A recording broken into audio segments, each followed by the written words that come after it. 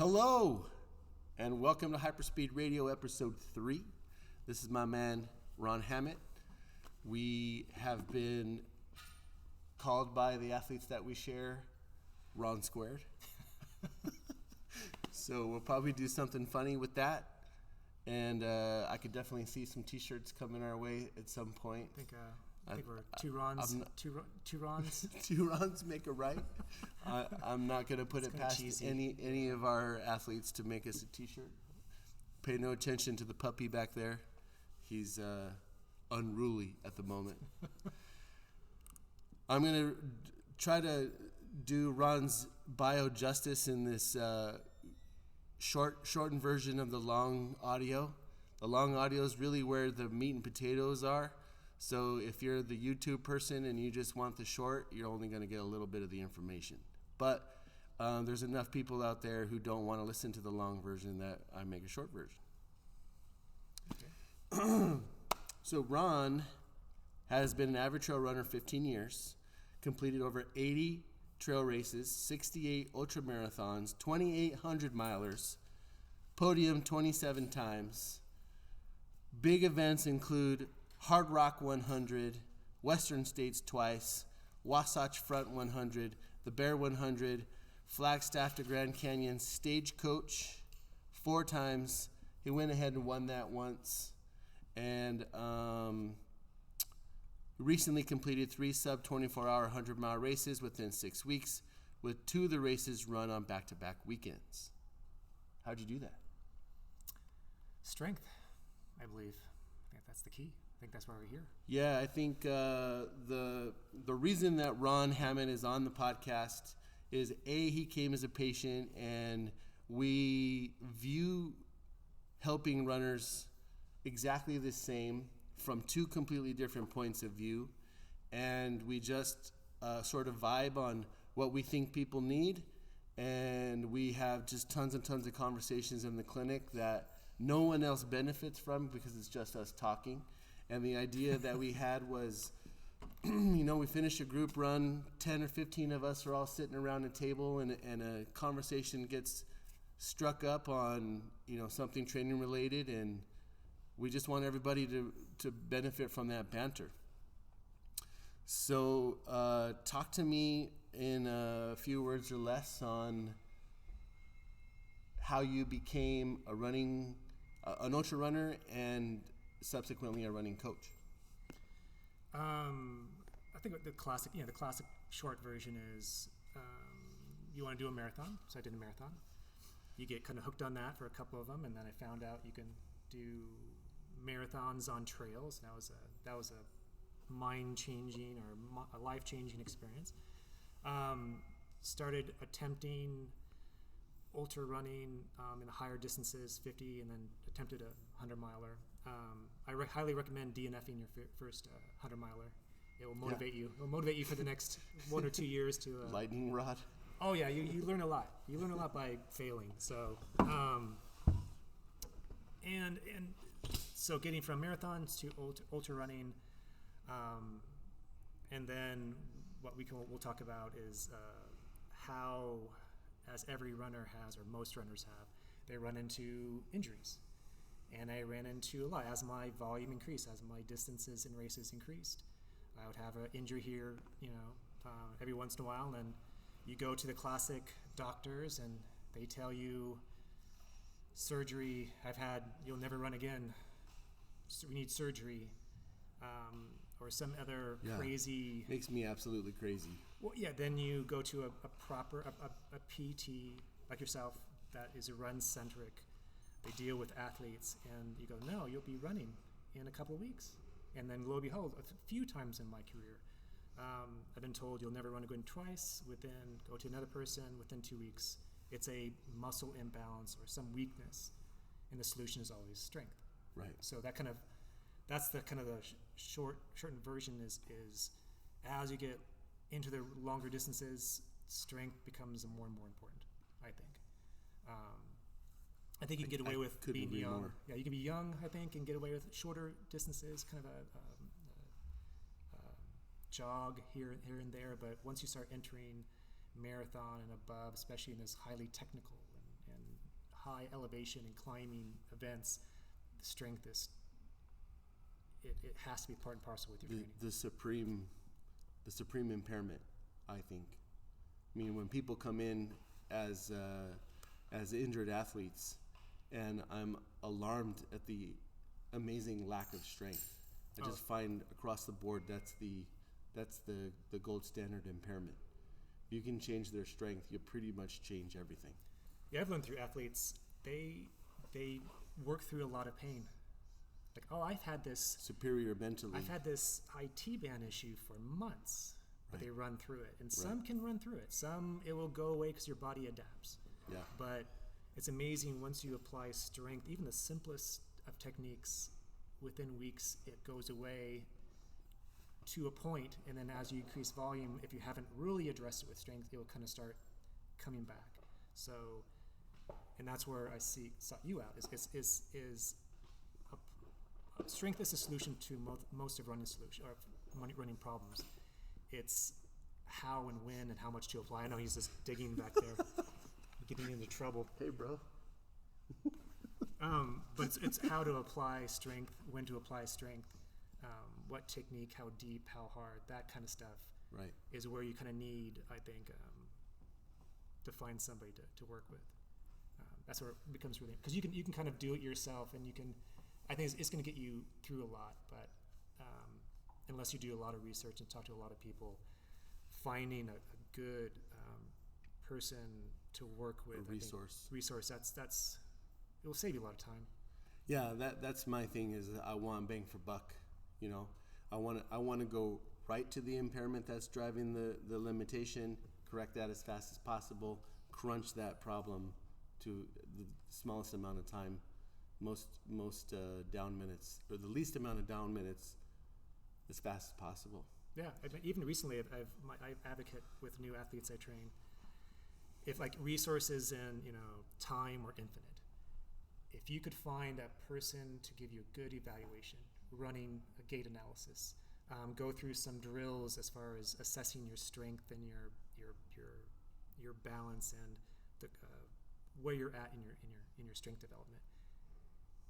A good PT could see what's going on and address those issues with strength. So instead of spending X amount of months, years trying to find that magical solution for you to get you more efficient by yourself, now you condense it into maybe a visit and then prescribed strength training sessions after that. So now you've reduced your year or two bout with issues down to weeks or months. Right. So bang for buck, right there is huge, and it makes my job a lot easier too, because if I know that they're doing it, I can start applying run training to them without a high probability of injury. I say often I provide the ability for you to write any check you want to write, and they can cash it. You know, how did you become a coach? What was the? It was years of. What coach are you? Oh, it's too cold in here to do this. So Sundog Running. Sundog Running, which we didn't get to in the audio, so got to plug it somewhere. So it's Ian Torrance and Emily Harrison Torrance out in Flagstaff. They were gracious enough to take me on last year. But he says gracious enough, but they want him bad. Yeah, but they were. I was humbled by my acceptance. But and for the people who don't know who Ian Torrance is and sort of his, so in their group they have Ian Torrance, Emily Harrison, and Eric Sensman. Amazing elite athletes and people. These are elite ultramarathoners who train out of Flagstaff, right? Top elite athletes. And I know Ian's kind of bio is over 240 ultramarathons. He's won over 50 or 60. Yeah. He's top 10 in Western States twice. His bio and Emily's bio is amazing. And so he's fast. Yeah, and good. Long, fast. And good people. But it was years of my wife and my friends kind of pushing me, you should coach, because as I go older and I find myself the older in the group, You start giving advice, and then they say, hey, you should go coach. Yeah. But it was really He's the godfather of the trail group. me trying to convince myself to coach. Make you an offer you can't refuse. And so after Hard Rock, I did Hard Rock 100 a couple years ago. And then after last year, I did 5 100s, and then doing 2 back-to-back. I did Javelina 100 one weekend, and I did Rio de Lago the weekend after. And that was a proof of concept to me where you have to be strong, using strength to be resilient and durable enough to take multiple hundreds in a row, 100, let alone multiple hundreds. Right. So the training up to that point, the strength training up to that point, it was minimal that year, but being able to last through the first 100-miler and then be able to use recovery techniques so that the next week I was able to do it even faster, 100-miler the second week, and then recover well after that. So I think that was that kind of tipping point of, okay, I think I satisfied my own threshold of, okay, right. My ability. That was the benchmark. My benchmark. I'm not my hardest critic, so I needed to have a couple of benchmarks to prove to myself, especially when you're up against coaches like Emily and Ian and Eric. You have to Gotta bring your A game. something. Yeah, something. You got to do something. Yeah. It's hard. I'm not even in the same realm as their ability, but coaching. I think one of the reasons I started coaching is I have a wife and a child. So the balance of work, family, and time to train, I become fairly efficient at. Getting the best. Which may or may not be essential for ultra runners. Well, yeah. So if you can half your volume of running by Right. applying good strength training, and you can make your wife or husband happy, that's Right. good because you're spending less time on trail. Right. That's a Right. that Not will get you everybody's to got- races. Right. You Not know? everybody's got 15 hours to train. No. So that's a huge aspect. Running we didn't or strength training we didn't talk about in the audio is it can save you training time. It's a more efficient application of training time if you have other pulls from family and work. Right. I mean, if you want a podium at these big races, you're not going to avoid volume, Right. but you still have to do the work. Right. Strength training too. So Right. that's where my coaching aspect, my little niche in this family at Sundog Running is applying good running techniques and training with strength training and how it blends with work and family. So That's awesome. yeah, so I started with them a year ago, right before COVID, which is Which Good. is an unfortunate sort of ding on your understanding of where your runners are at with modifying races and doing your own races. You can do virtual races, but it's not the same. Yeah, it's not the yeah, same. yeah, yeah. So We need 2021 is going to be our competition. year. Yeah. Do you think there's a time where too much strength is a problem? I think it's back to it's weight. It's strength versus there's a strength or weight ratio. So if you're bulking up, if you're doing a lot of upper body, if you're becoming heavier doing your strength training, that might be bad. It's a balance. It's a balance of weight and strength. Strength training is meant to improve efficiency and form and durability. It doesn't mean you need to bulk up and gain 30 pounds or 40 pounds and look good. Right. Right. The one thing I share all the time is 70% of your 1 rep max 50% of your 1 rep max and 70% of your 1 rep max have the same change in running efficiency. So putting on too much weight isn't what we're talking about. It's getting underneath a load to provide a stress that helps the body adapt to the running miles that they're running. Yeah. So even here, I started with you in February. I think this is the strongest I've ever been, by far. I think I have only gained, and this is during COVID, so there might be a little COVID weight. COVID weight. I think I gained like 5 pounds. And not, You should see this guy's quads. so it's. I think at one point it was like 8 pounds. I think that was COVID weight. Shit, we're at 15 minutes.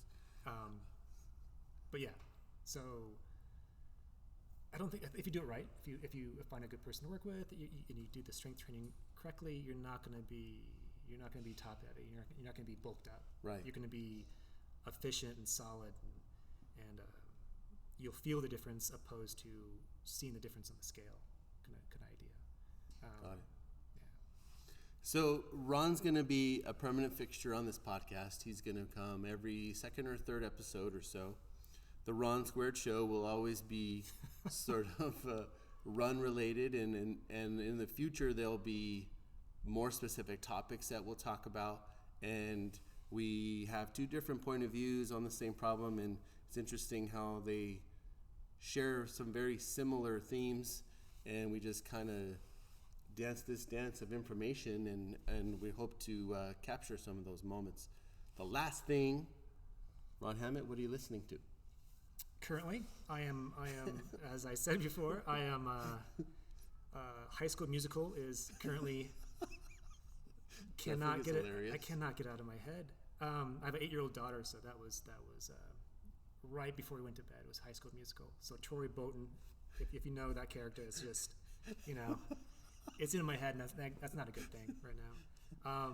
But coming here, I'm a huge Tool fan. But I usually put Tool on for him in the clinic. That's very nice. The lead singer of Tool has a band called Pussifer, so they came out with a new album. Yeah. Really good. It's one of those albums where you just listen to. I'm finding myself just listening to all in all. I get all the time. You can pick out little details, little bits. It's complex enough. So complex. Multi-layers of goodness. Well, really good musicians and sort of a different approach on music. At least now, so if my daughter has affected me with High School Musical, when I put Pussifer on, I can hear her sing it. So so that's a proud dad. Yeah. What a great thing to teach your kid. Yeah, some good music. Yeah, that's my number one right now. We went a little over. Plan on that with Ron and I probably in the future. But that was episode 3, introducing Ron to the HYPERSPEED Radio community. He's already a big fixture in the Las Vegas running community. I call him the godfather of the trail group because I'm old. Because he's wise beyond his years. There we go. Very experienced, very successful runner, and helping tons and tons of people do epic shit, which we like to do. Trust your body, believe in your training, and happy running.